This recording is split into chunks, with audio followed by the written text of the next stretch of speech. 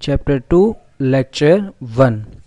Straight line आप जानते हो, इससे पहले भी आप पढ़ चुके हो कि स्ट्रेट लाइन मीन्स के नो एंड पॉइंट, यानी कि वो लाइन जिसका कोई एंड पॉइंट नहीं होता उसे हम क्या कहते हैं, स्ट्रेट लाइन कहते हैं या फिर लाइन कहते हैं। ठीक है।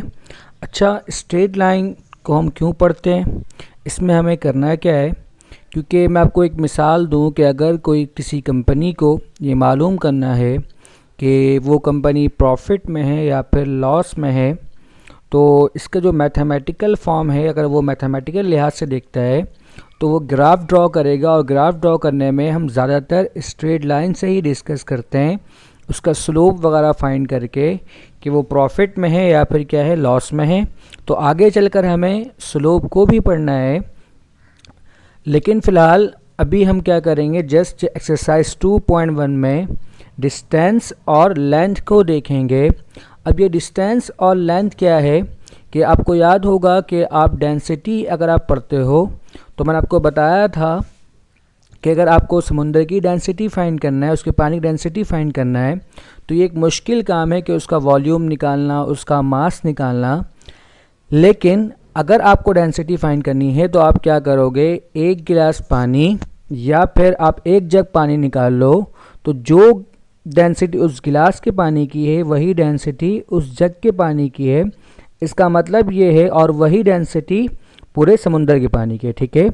तो स्ट्रेट लाइन को डील करने के लिए, समझने के लिए हम क्या करते हैं, इस स्ट्रेट लाइन पर कोई भी 2 पॉइंट फिक्स कर लेते हैं, और उस 2 पॉइंट को फिक्स करने के बाद उसी 2 पॉइंट पे हम क्या करते हैं, अपनी चीज़ों को फाइंड करते हैं, और जो प्रॉपर्टी, जो खासियत उस 2 पॉइंट के बिटवीन होता है, वही प्रॉपर्टी उस कंप्लीट लाइन के ऊपर होती है। ठीक है। तो अगर हम क्या करेंगे, अपने लाइन पर किसी भी 2 पॉइंट को फिक्स करते हैं, तो उस 2 पॉइंट के दरमियान में कितना फासला है, कितनी लेंथ है, ये हमें फाइंड करना होता है। इसके अलावा फिर हम बाद में फर्दर क्या पढ़ेंगे, उसके बारे में स्लोप वगैरह को डिस्कस करेंगे। ठीक है। तो स्टार्ट करते हैं अपना एक्सरसाइज 2.1 क्वेश्चन नंबर 1। ठीक है। तो क्वेश्चन नंबर 1 में हमें कह रहा है कि find the distance between each of the following pairs of options. मैं यहाँ पर आपको पार्ट 1 और पार्ट 2 बना रहा हूँ, आप पार्ट 3 और पार्ट 4 में आपको बाद में होमवर्क दूंगा कि आप उसे खुद सॉल्व करोगे, क्योंकि ये एमसीक्यूज पर बेस करता है, तो ज़्यादा पढ़ना आपकी मर्ज़ी, आप उससे ज़्यादा बनाओ, लेकिन जैसे आपको आइडिया होना चाहिए कि डिस्टेंस फार्मूला क्या है, उसे हम किस तरह डील करेंगे। ठीक है। तो सबसे पहले हमें 2 पॉइंट गिवन है, P1 और P2। P1 हमारे पास क्या है, -3, -1, एंड P2 9, 4।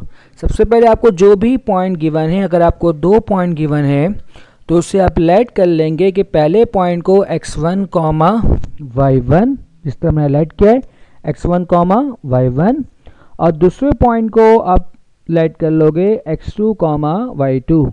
तो मैंने क्या कहा है कि x1, y1 किसके बराबर है, -3, -1, and x2, y2 is equal to 9, 4। हमें क्या फाइंड करना है, इन दोनों पॉइंट के दरमियान में डिस्टेंस हमें फाइंड करना है। तो डिस्टेंस फार्मूला हमारे पास क्या होता है कि by using distance formula d is equal to square root of x2 minus x1 whole square plus y2 minus y1 whole square. अच्छा, इस फार्मूले में आप x1 माइनस x2 लिखो या x2 माइनस x1 लिखो, कोई फ़र्क नहीं पड़ेगा। ठीक है, क्योंकि इसके ऊपर क्या है, होल स्क्वायर है। तो डिस्टेंस फार्मूला हमारे पास क्या बनता है, डिस्टेंस फार्मूला या फिर लेंथ फार्मूला, दोनों ही सेम फार्मूला है कि x2 माइनस x1 का whole square plus y2 minus y1 whole square. Done है। अब आप यहाँ पर क्या करोगे, x1 की जगह पर x1 की वैल्यू पुट करोगे, x2 की जगह पर x2 की वैल्यू पुट करोगे, यानी कि आप वैल्यूज को क्या करोगे, सब्स्टिट्यूट कर दोगे। कि आपको दिख रहा है कि हमारा x1 किसके बराबर है, -3 के, और y1 किसके बराबर है, हमारा -1 के।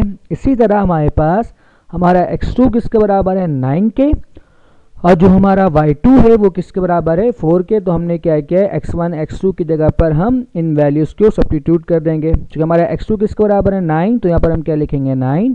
हमारा x1 इज इक्वल टू -3 है, तो ये माइनस और ये माइनस हमारे पास क्या होगा, प्लस। यहाँ पर क्या होंगे, 3।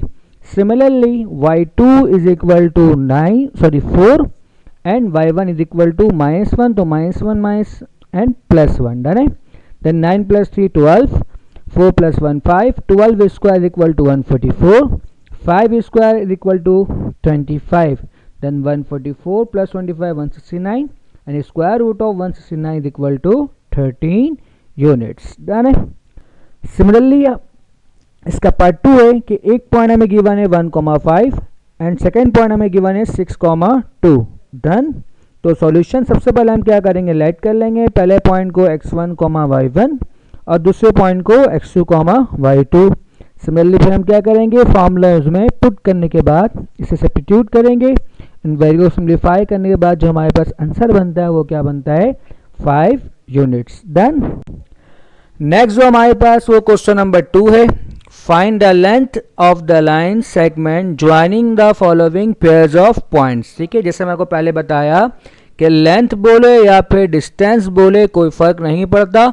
सिमिलरली आप सिमिलर वर्क करोगे कि पहले पॉइंट को आप लाइट कर लो x1, y1 और दूसरे पॉइंट को आप लाइट कर लो x2, y2. और आप नाम कुछ भी दे सकते हो, कोई फर्क नहीं पड़ता. मैंने PQ का है, आप A भी कह सकते हो. ठीक है, सिंपल हमारे पास लाइन क्या है कि x2 माइनस x1 का whole square plus y2 minus y1 का होल स्क्वायर. और हमारा x2 किसके बराबर है, आपको दिख रहा है कि हमारा x2 बराबर है 0 के और हमारा x1 किसके बराबर है a के, तो 0 माइनस a का होल स्क्वायर.